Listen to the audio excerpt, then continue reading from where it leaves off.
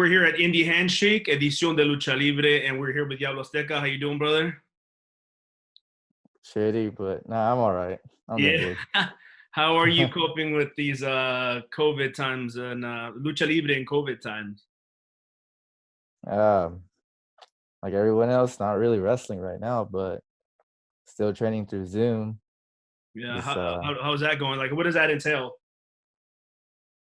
just going over like promos, psychology, skits, a bunch of stuff that's basically out of the ring. Okay. A lot of that. Yeah, you don't see a lot of luchadores like focus on things like that. Like usually it's they don't do a lot of promo classes. They don't do a lot of watching tapes, stuff like that. So that's kind of refreshing to see that you guys are doing that. So I'd like to start off. First of all, I'm gonna shout out. I'm wearing a Diablo Azteca t-shirt right here, and he'll give you some information on where to grab that. I actually need a smaller size because I can drop some weight, and this is too big on me now. But I'd like to start off with how we met. And I think the first time I met you was at a Los Baños show. I think you were doing an unmasked gimmick then. And it was the show that was the same night as like Chivas America Classic. So there was like two people in the crowd maybe. And yeah, I think that's the first time I actually like met you. Does that sound right? Yeah, but I want to say I was wrestling with a mask. I think it was I was wrestling against Capirucho. Oh, okay. So yeah, that's yeah. I think you did. I think I just met you without the mask backstage, Yeah. and then but even before that, we met and we didn't even know each other. It was at Oh a yeah. metal show at was it Blake's? Berkeley. Yeah, yeah. Yeah, I used to I'm still friends with the band called Savage Machine. The band isn't together anymore, but they would play Blake's all the time, and it was their last show before they disbanded. And it turns out Diablo Azteca was there, and I had video of him. Like, I was asking him questions about the band, and I just never knew who he was, or that later I was going to meet him in the wrestling world. Yeah, no, it was fun, but it was just a trip that I met you there first, and then later, years later. And I think after that, it was at when I was running the California Lucha Libre at Arena Hayward. I remember they brought you in. What was that first match that you worked there?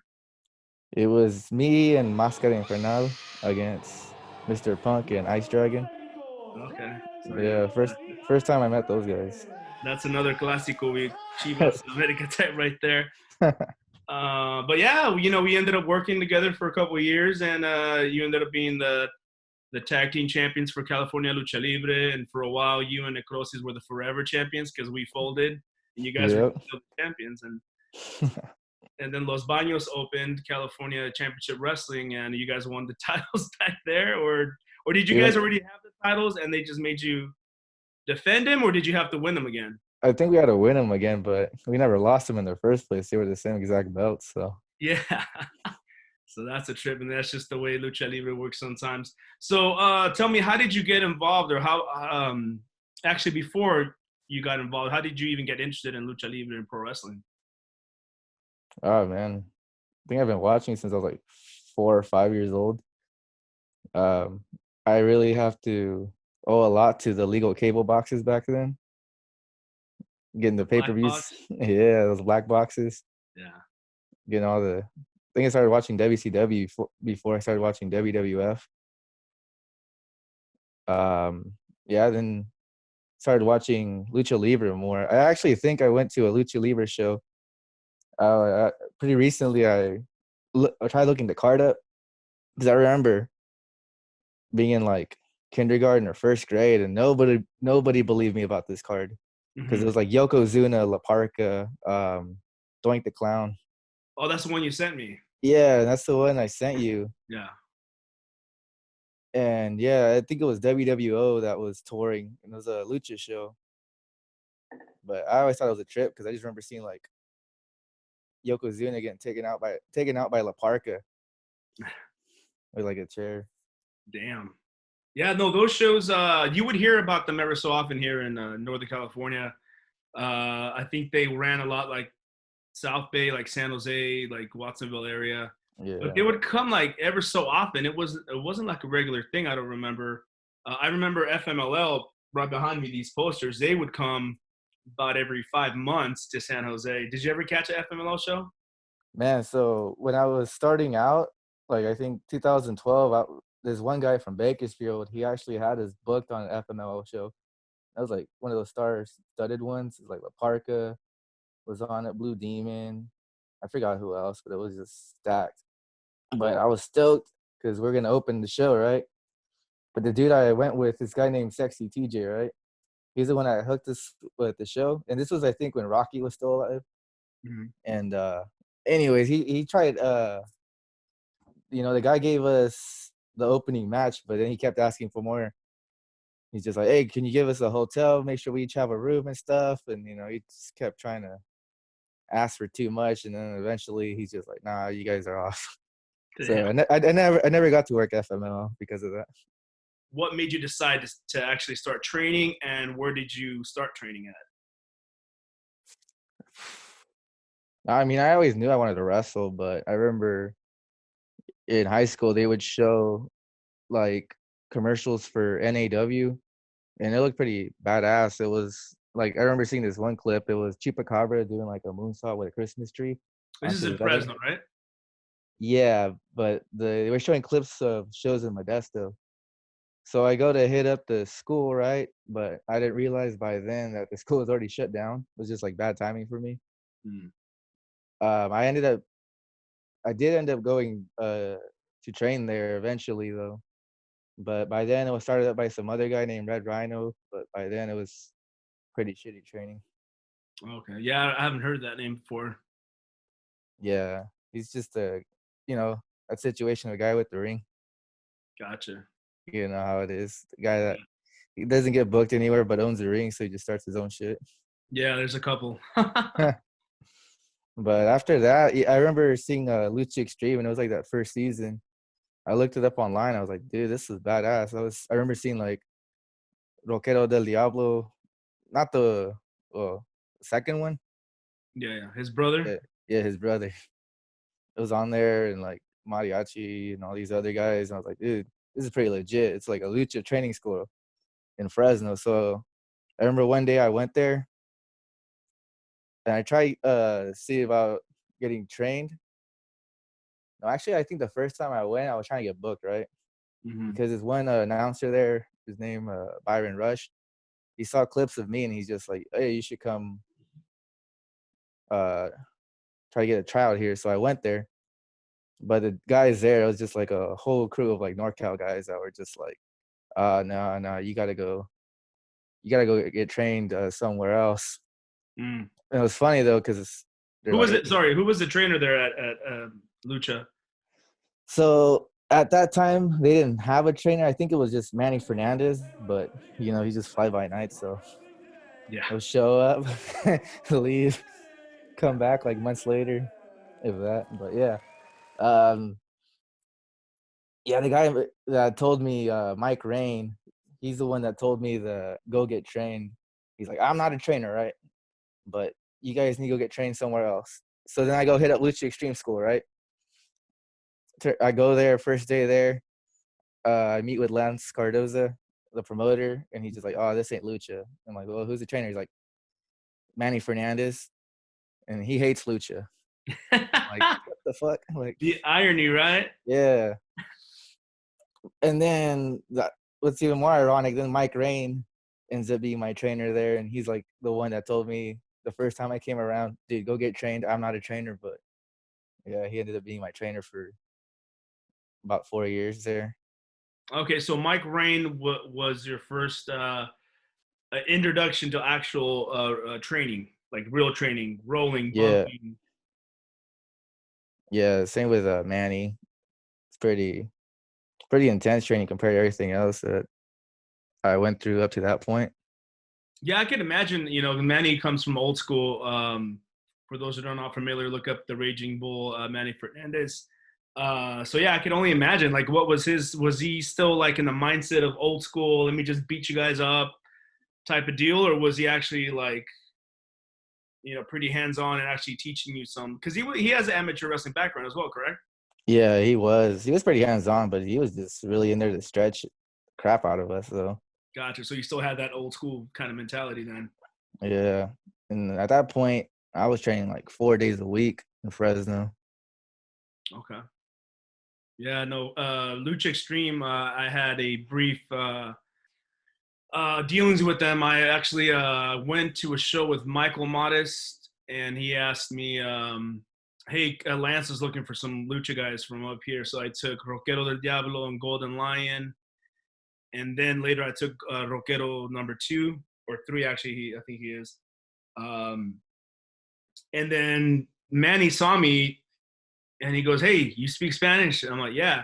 He goes, cool, you're a ring announcer. I'm like, oh, damn it. So I ended up being the ring announcer for like the first 2 shows they ever had, or second or third show, I was the ring announcer. It was in this big, like, multi sportsplex kind of deal. Did you ever see those? Did you ever go to those shows?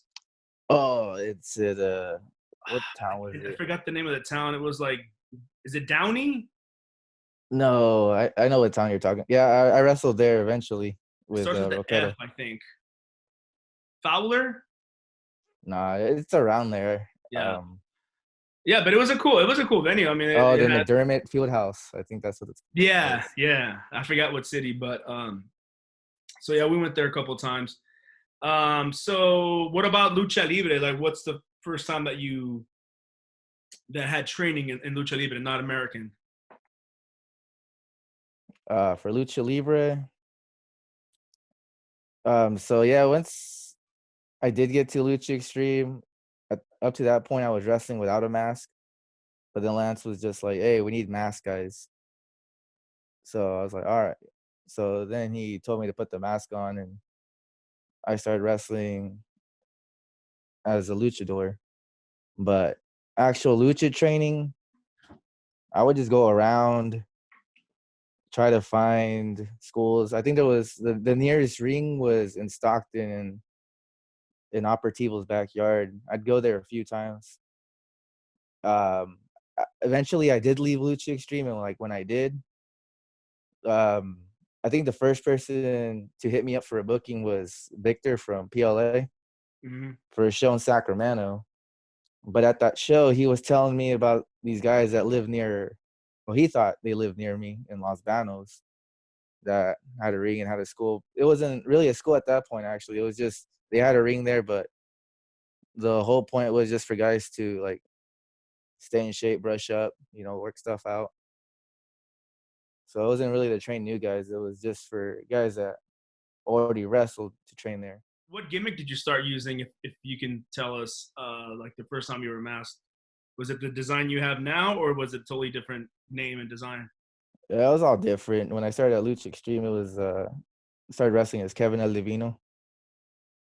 My mask back then, it's kind of like the same cut I have now, really. Yeah. It's just the antifaz, the design on it's different. Yeah, I think So the first time I booked you at California Lucha Libre, it was as Kevin El Divino, or at least they told me that was your name, but I think you were just changing it to Diablo Azteca at the time. yeah, yeah. What made you decide to change it to Diablo Azteca? When I left Lucha Extreme, I was fed up with it, so I wanted a whole new gimmick, a whole new start, basically afterwards. And So I what just was what are the designs, like your design that you chose? Why did you choose that? And is there like a meaning behind? for the whole Aztec thing, I was just like towards the end at Lucha Extreme, I was kind of going towards that altogether, just like slowly changing my gimmick for what it used to be, something more Chicano, something more Aztec, just something to appeal more, to a Lucha Libre audience. Yeah, so the gimmick change wasn't like overnight or anything. It was just slowly progressing into it. It was the evolution of Diablo Azteca. Or devolution. I'm surprised. There's this one luchador named Evolution who would pretty much take everyone else's mask and just said he evolved it. So he would put his design on top of your mask. He even got Leon Akuza. It was like, what the? That's Leon's thing. I was like, no, I evolved it. I'm like, no, you didn't, fool. You stole it. I feel like I'm gonna end up talking about evolution eventually. Dude, hell yeah. I should have him on here just to talk with him. So you were mentioning your amateur wrestling background, and was it high school? Yeah, that in middle school. Okay, so you had a lot of experience in that. Have you ever had to use your amateur wrestling skills in a match? Like, say someone's trying to shoot on you, or someone's trying to get the upper hand on you. Like, have you ever had to defend yourself by using amateur wrestling? Most often, or most of the time I ever did was usually during training. So you know, you got to cinch someone up, but you know, really never had that problem just because you know you go into a match and you lock up with someone. That's kind of like, you know, they can tell a lot about you. Yeah, Or same, you know, you grab like a wrist lock or a hammer lock, grab anything else, they can basically tell, you know, you if you're worse, or like if you're good in the ring or not. So I really never had a problem in an actual match hmm on having to shoot on someone. It's usually, you know, if a match goes to shit, I try to not do that just because most of the time it'll just get worse. But I mean, yeah, actually, I've had to, but yeah, I'd rather not expose them just because, you know, they're students, you know, it happens. yeah, yeah. So in lucha libre, are you a fan mostly of what do you like better? I should say. Do you like the lucha chain wrestling, or the high flying maneuvers? Like, if you had to watch either one or the other, what is your preference? I mean, watching Chain's cool. Like, I appreciate it a lot. It's just hard though, like on finding a right audience that will appreciate it, because you know you could do the most baddest chain ever, where the crowd could just be like, huh. Especially if like they're not a wrestling crowd to begin with. If you're wrestling like at a festival, it's kind of pointless. So, I mean, they want to see the high flying stuff more. Correct. Yeah. Um, it just really depends.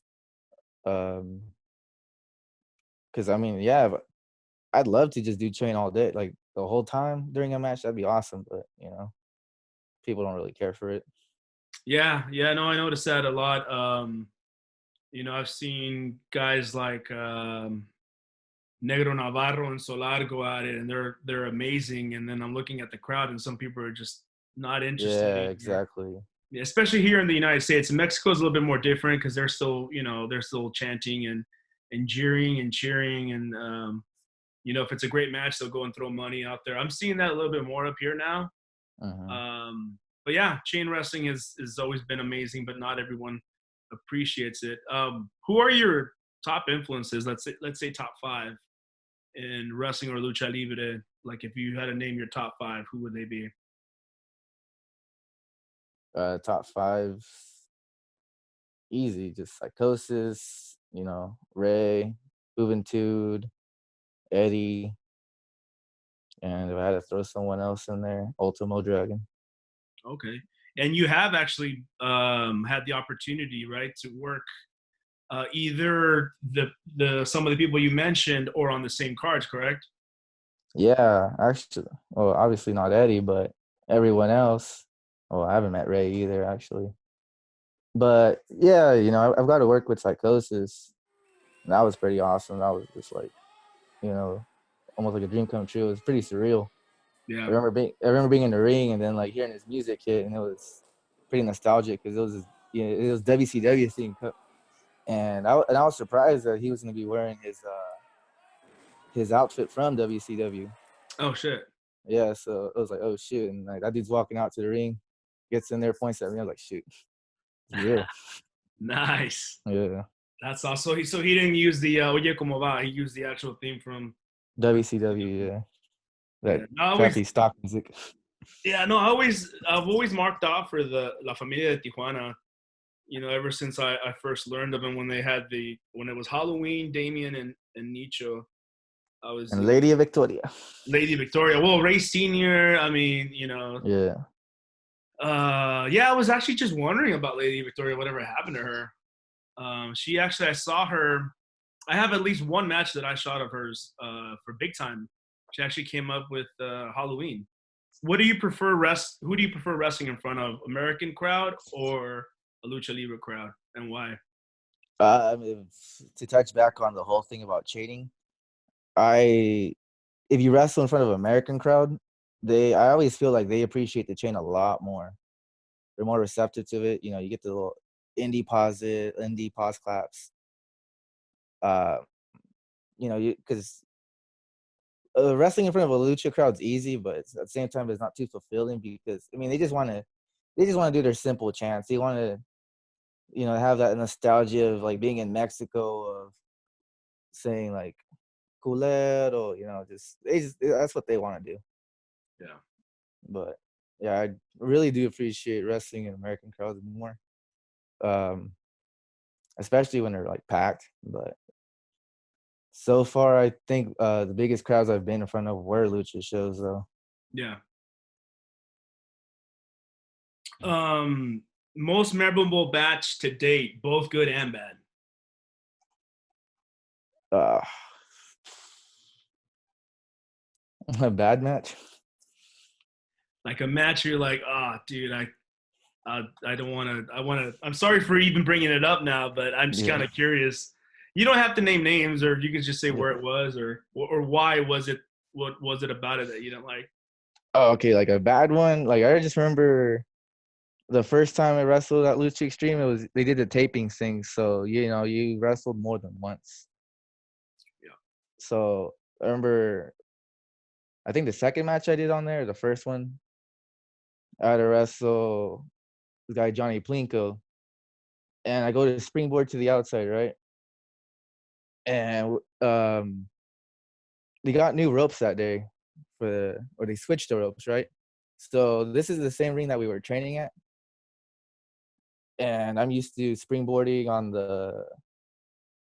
it's like a hose on a cable, Mm-hmm.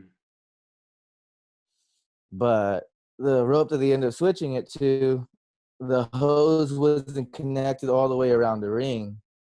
So as soon as you stand on the rope, so I go to springboard to the outside, the rope just rolls right underneath me, like the hose part. I end up eating shit, like smacking, end up doing like a front flip all the way to the outside, eating shit on uh like a basketball top. Yeah, yeah. You know, after that, like I couldn't recover for the rest of the match. I mean, I got through the match and everything, but like my mind was just out of it. So that one was pretty bad. Damn. What about okay? Now, what about good? What was like the match so far? You're like, dude, this is fucking dope. You know, one I really like, I'm not saying it's like my favorite one, but I was pretty up there. Just speaking of moment, is actually when I wrestled Roquero for Knox Pro. Oh yeah, I heard about that. No one recorded it, huh? No, I mean they have the footage, but I think they're trying to shop around for like something, or like for something to stream their catalog or whatever.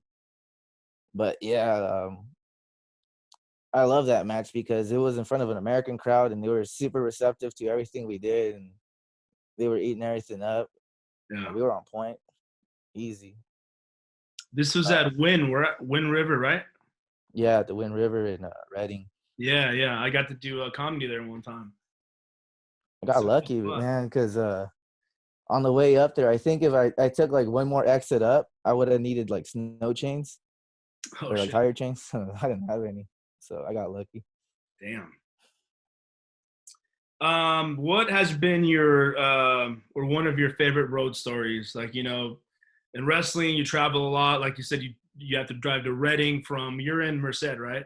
Yeah. So even down to LA, we all have stories. What is one of your favorite road stories?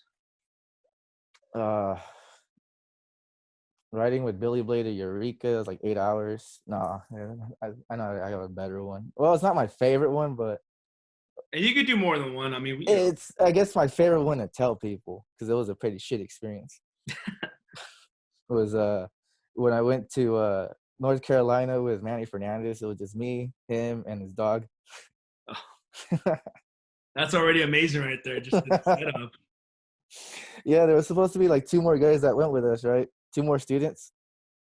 It was for WrestleCade, and it's like a pretty big deal over there. And I think at the time, like this was when Global Force was like still something that was gonna come up from Jeff Jarrett. Mm-hmm. So like it was like Global Force and some other companies in Atlanta, no, North Carolina that put it together. And Manny's like, hey, I got spots for you guys.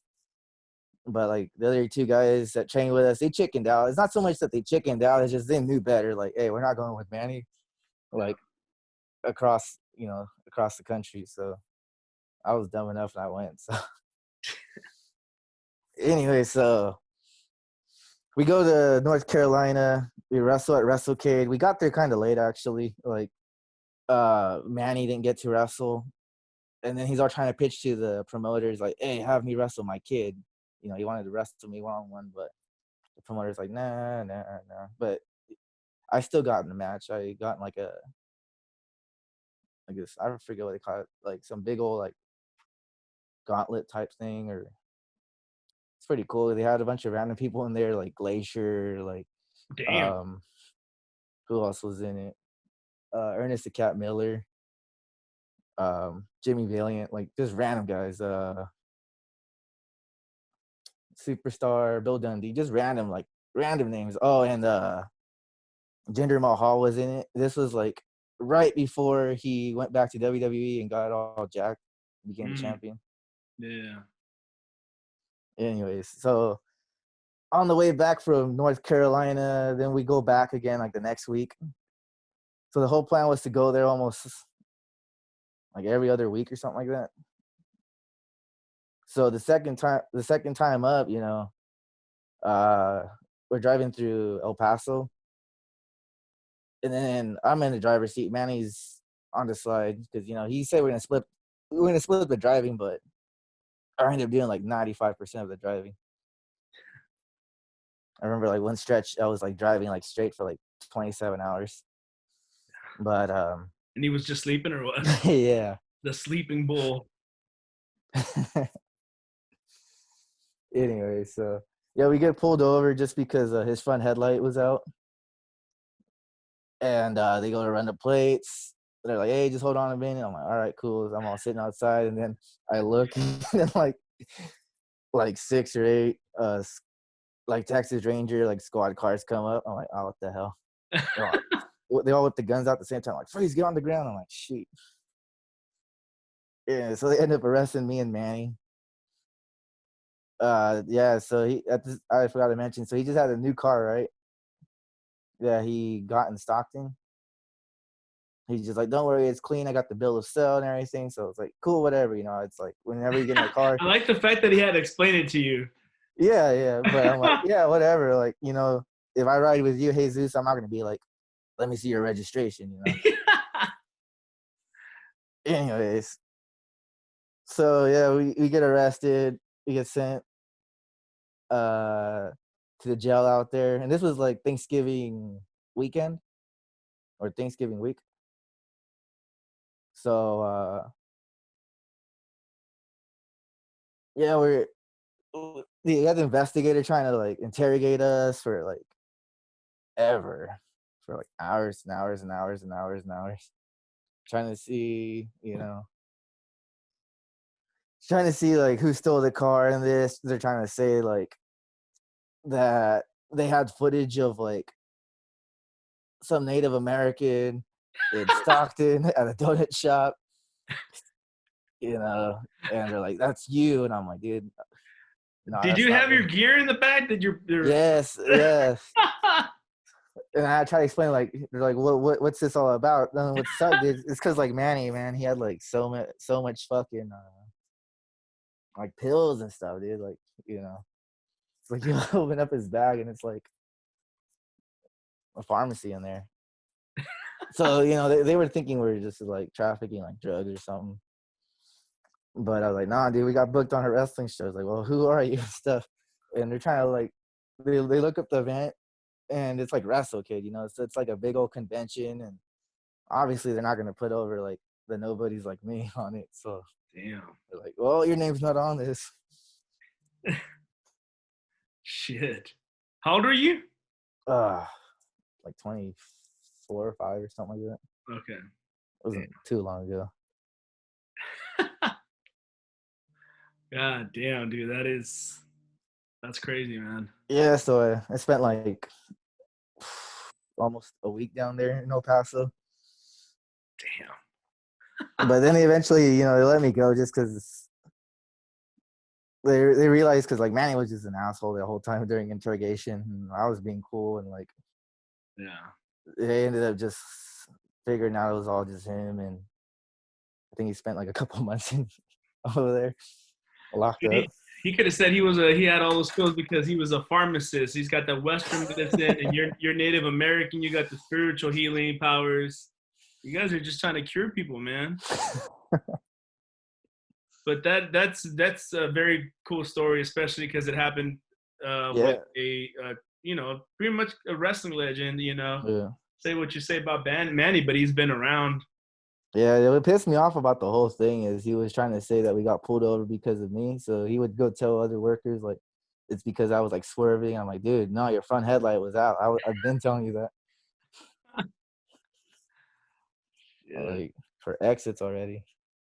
All right, so I like this. I like the story time thing kind of deal. It's always been my favorite part of being involved in wrestling is, like I said, doing the road trips and then talking about stuff that happened. So tell me an experience that you've had with the promoter, like a bad experience at a show or like a bad show, a bad promoter, whether it was a payout, shitty payout or no payout or no draw or what have you. Just tell me, and I know because I've been to some with you, so I'm kind of curious to know which ones you'll pick.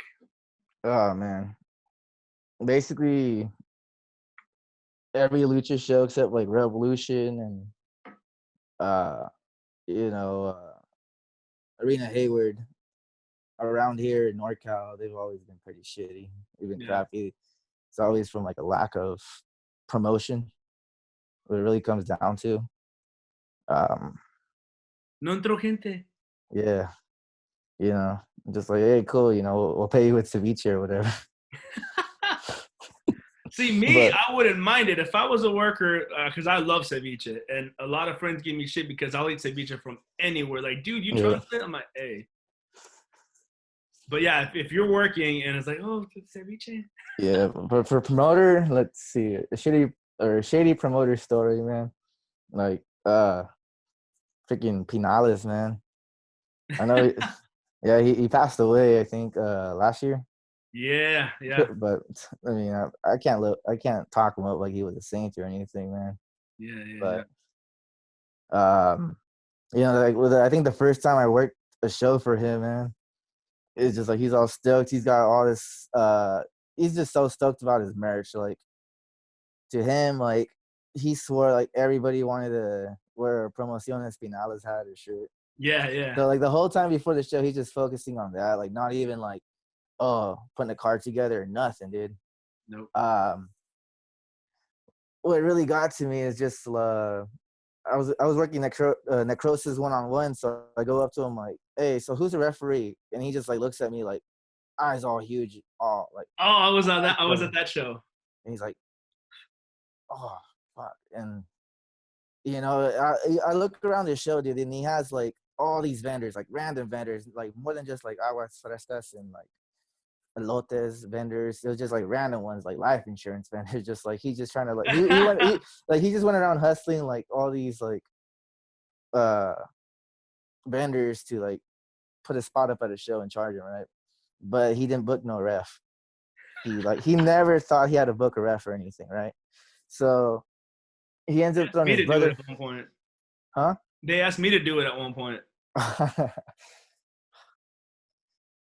Yeah, so he ended up throwing his brother-in-law as a ref who's never been trained, doesn't even watch wrestling or anything. So he wanted like it's like 4 minutes into the match, right? And I put in the Mexican surfboard, right? And if you guys see that, it's my back's on the ground, right? Mm-hmm. This ref has no idea how he has no idea if it's a pin or submission. So he just starts counting. He just counts to 3, right? Because my back's, and I'm like, dude, what the heck? We're like 3-4 minutes into the match. Like, And I'm like, they just make it 2 out of 3 falls. He's like, what? 2 out of 3 falls. Yeah, I do remember that. Because we were watching and we were expecting one fall. Yeah. And then nobody knew what was doing. He was looking back at Pinales, who was on stage somewhere. And nobody knew, like, what. I think you guys ended up having 4 falls. It's something ridiculous like that. Yeah, it was a shit show. Oh, dude, I Okay. remember that fucking show. But yeah, that guy always had, always tried acting like he didn't make enough or whatever. Try to lowball people on pay. He'd bring you out saying this is your payout, but then, he tried to lowball you at the day of the show. Yeah. I remember one time we did this. It was the very last one I did for him. It was a Cinco de Mayo event in Sacramento at a park. So this was a paid event, right? Like the city paid him out, right? And how I know this is because I was the first one in the locker room. I don't want to call it a locker room, a tent, right? So I'm in the tent. I find an envelope, and it was on the ground. So I just pick it up, just thinking it was like whatever, just trash. But then I noticed it had Pinala's name on it, and it was a check from like the whatever division or agency of Sacramento paying him for the show, right? So it was already a paid show, right? Mm-hmm. And then towards the end of the show, he's like, "Oh, I gotta hold on, I gotta wait on getting paid out. We didn't make that much money or whatever." I'm like, "Dude, like, I saw, Yeah. I saw the check you got from like the city. Like, I'm not an idiot. Like, Yeah. we know that all these festival shows are already like paid out, or, like they're paid shows." Yeah, exactly. Yeah. No, he was shady, dude. I remember Jason Styles had to shake him down backstage For his money.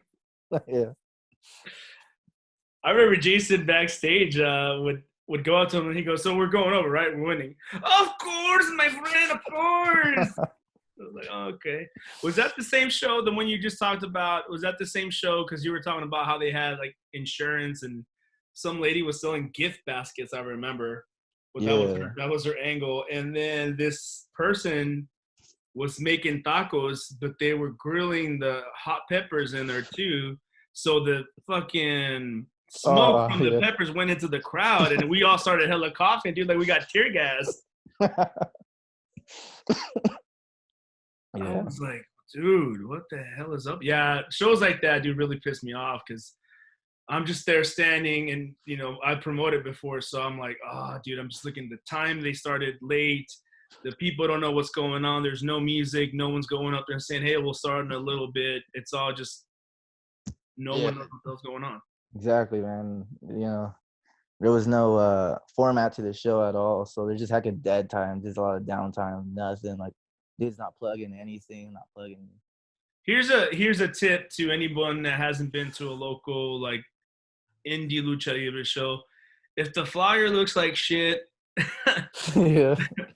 the show is probably going to be shit. If there's people's name misspelled all across the flyer, it's probably not going to be a good time.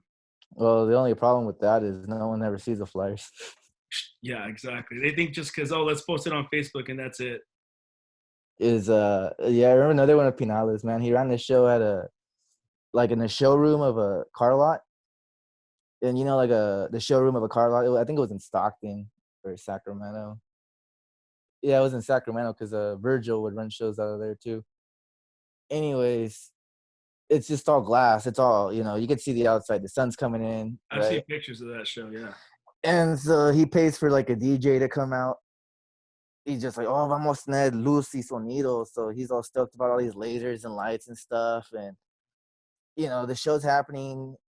Or right before the show's happening, he's all pissed off with the DJ guy, right? The light guy. He's like, where's the luces? He's like, ¿Dónde están las luces? And he's just like, they're on, man. Like, what do you expect, dude? Like, look at this venue. Like, it's all glass. Yeah. He's just like, and Pinales was trying to argue with him, like, whoa, make the lights turn on. And he's like, how? Like, they're not gonna bounce back from the window. Yeah, it's like 5 p.m. The sun's like dead level with the rain and everything. Yeah. Let's go back to the crowds. What has been your craziest fan interaction?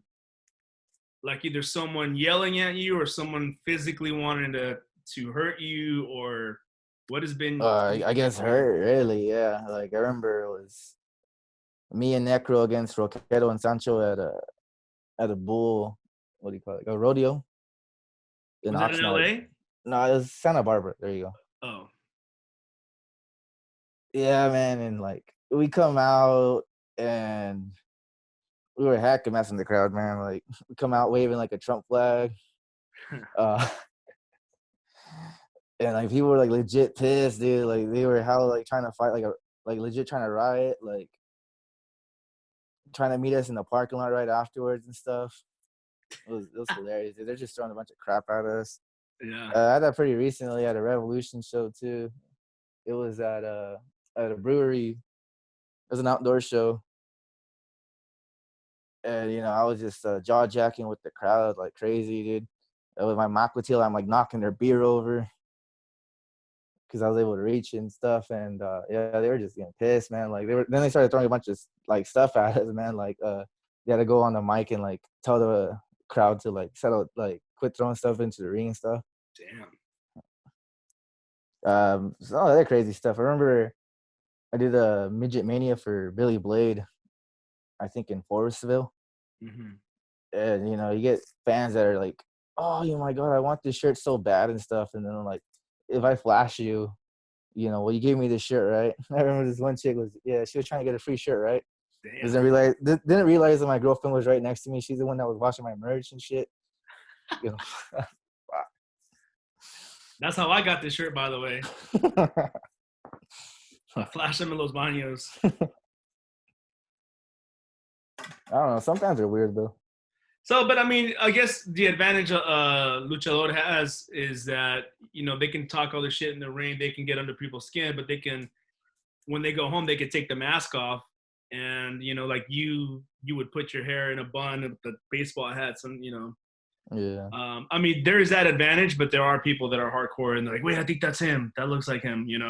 Oh, it's hilarious. I always, when I started training at Lucha Extreme, dude, people would always get me. They thought they knew who I was, but they always get me wrong. So they're like, I don't know who you are, dude. You're Super Tiger. Like if they saw me walking without a mask back after the show, they'll be like, I know who you are, dude. Yeah. Like, yeah. Sometimes when I traveled with guys, when I would go to on the road to shows, I would be the one carrying the bag.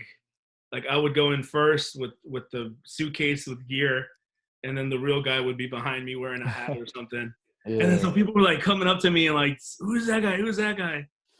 And I'd always throw them off like, oh, I'm Super Dragon. Excuse me. It was so fucked up. One time I autographed some kid's name. I told him I was Psicosis. I was an asshole. When was the last time that you were legitimately surprised by someone you worked? Like maybe you weren't sure going into the match how good it was going to come out, and then it was like, oh shit, I've never worked this person before, and I really liked the way the match came out. Oh, dude. I was surprised. I mean, I don't even know how it looks like now, but that first match at Arena Hayward with Ice Dragon and Mr. Punk, in my head, I think it was good. I don't know. I haven't seen it. I'll pull it up. I'll send it to you. When I worked Mantis Lee, man, I was surprised. I was surprised I didn't get killed or anything. Like I didn't botch anything on me or anything. Yeah. Where was that at? Camote Fest, wrestling for charity. El Camote Fest, dude. That is like the most Mexican double entendre festival. That can go both ways, dude. I only ever did work for the Livingston show, so I didn't work for wrestling for charity. I worked for wrestling for Camote. Wrestling for Camote. What the fuck with Camote? What is Camote? Is that like sweet potato? Yeah. Yeah. But in Mexico, Camote is a double entendre. You know what this means? Camote. That's your PO. Camote Fest. Have you had any embarrassing anything embarrassing happened to you either in a match, during a promo? I guess my tryout for Revolution. I know it's gonna end up How coming long into ago was this that? 2016, 17, at least 3 years ago. But Anarchia invites me out. Parejita. Or no, I don't think he invited me. I think he just pitched for me, like vouched for me. But the match was me and Necrosis, and like at the time Necro was green, and Evolution, man. He tells me like backstage, he's just like, so I'm gonna end up using the nunchucks. I'm like, all right, that's cool. But he's like, I'm a gimmick, right? So I didn't think much of it. It's like, all right, he's gonna be smart.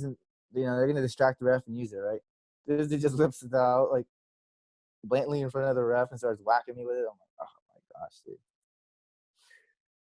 Like, wow. Of course, he has nunchucks. Of course, he does. He also has Wolverine claws.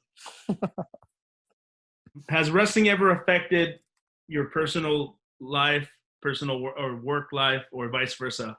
Like an injury, like you had to miss an important family event, or you couldn't go to a show because of a family thing?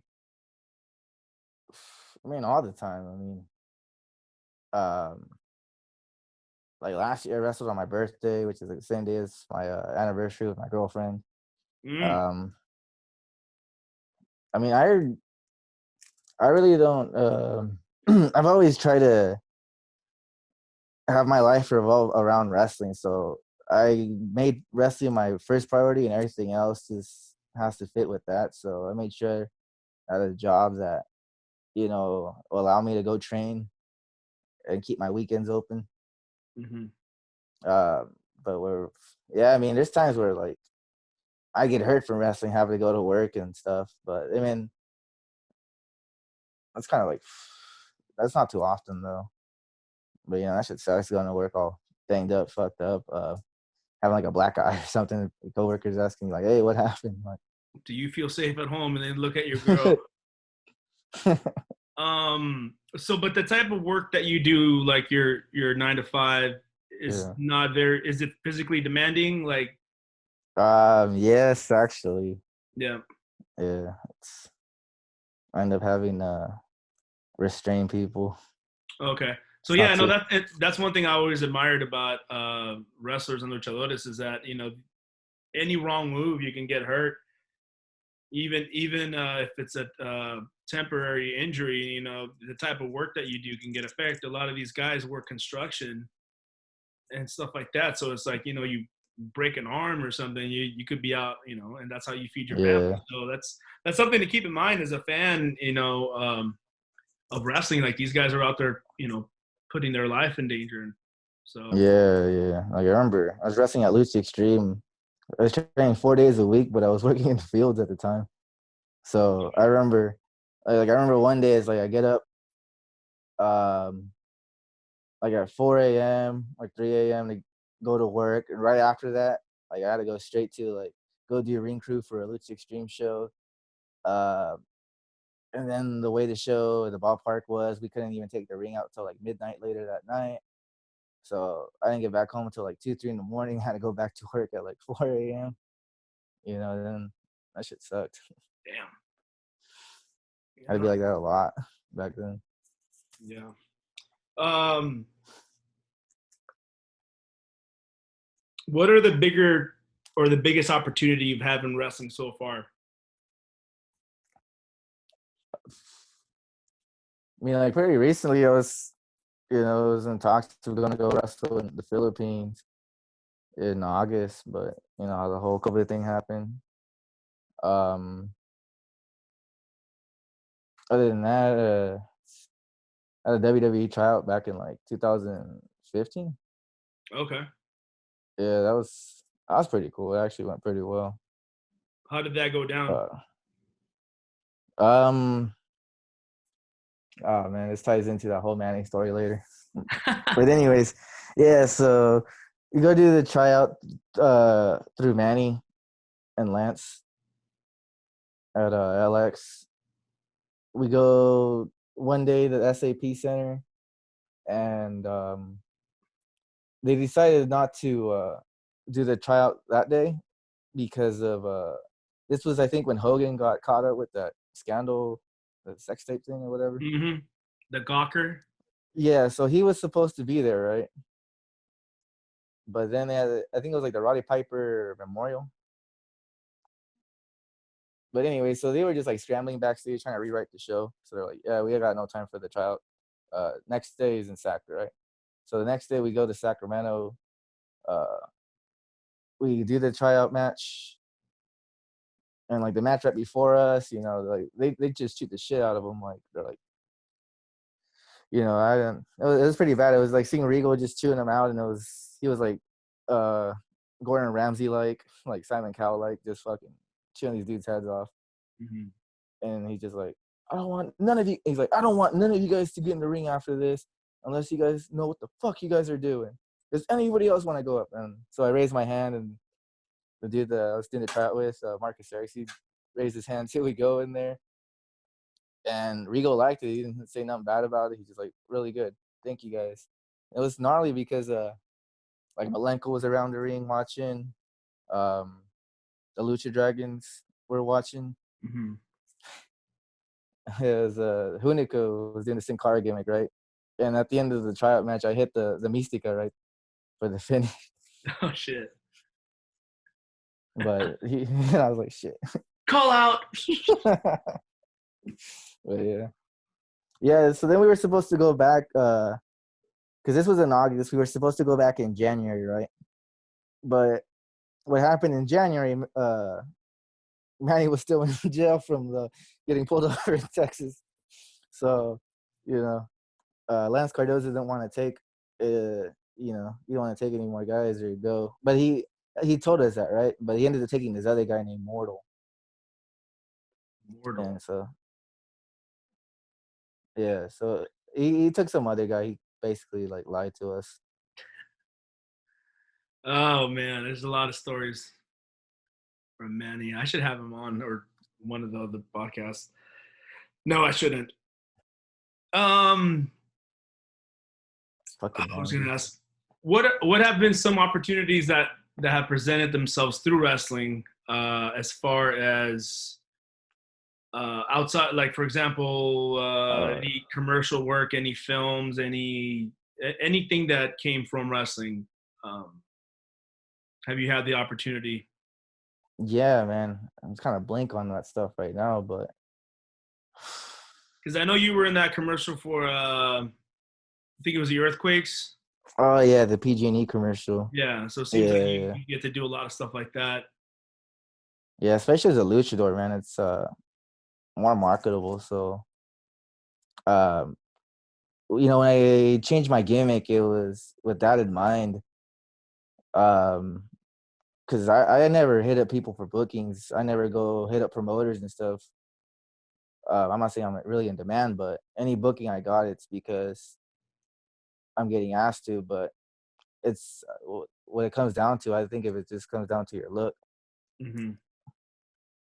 Yeah, no, for sure.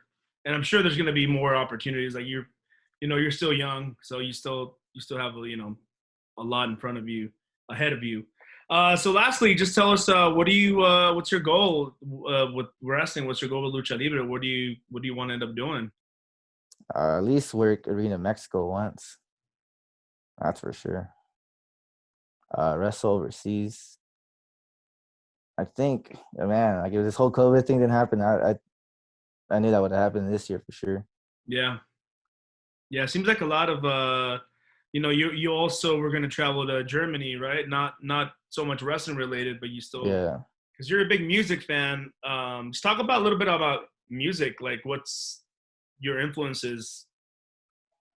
What's the kind of shows that you guys like to go to? Like that first show where I met you back when I was like 17 or 18, I want to go see some thrash bands play, but I remember that band Savage Machine being there, and I thought they were cool. I think I did see them before that or after that too, though. No, I did see them before that, and I thought it was pretty cool how I was a luchador, like, you know, they're all lucha'd up. Yeah, I have. I was wearing their mask yesterday, the bandana with their logo on there. I couldn't find my COVID mask, so I just used that shit. I just put it on there. But yeah, man, thank you for doing this. You've always been a cool guy. I think you're hilarious. A lot of times when we're on our group chat, we Photoshop put shit together, man. You're very dedicated to your craft, man. I really hope nothing but the best for you. Thank you. Where can people find you if you want to plug your social media or get these shirts? Man, I'm really bad on the whole social media thing. It's just like I purposely like uh really try not to put it over so much. But yeah, I'm on Facebook as Diablo Azteca. I barely made an Instagram with my gimmick, it's Diablo Azteca as well. Yeah, I gotta get the ball rolling on that. And Yeah, it seems like you I need might, to. Like I'm worried about it too. Like I post more it's selfies and music shit than I yeah, do like stuff that to promote like stuff like this or comedy or whatever. But you know, it just seems like everyone's doing it now. But that's how you gotta fucking yeah. Like you gotta. when I was starting out, dude, I'd be making like highlight reels all the time, sending it out. But I've gotten really bad on not doing that lately. Yeah. I need to get back on that. Yeah, get on it, brother. All right, man. Well, thanks a lot, and thanks for watching Indy Handshake. This was Diablo Azteca, and we'll see you next time. Indy Handshake. Indy Handshake.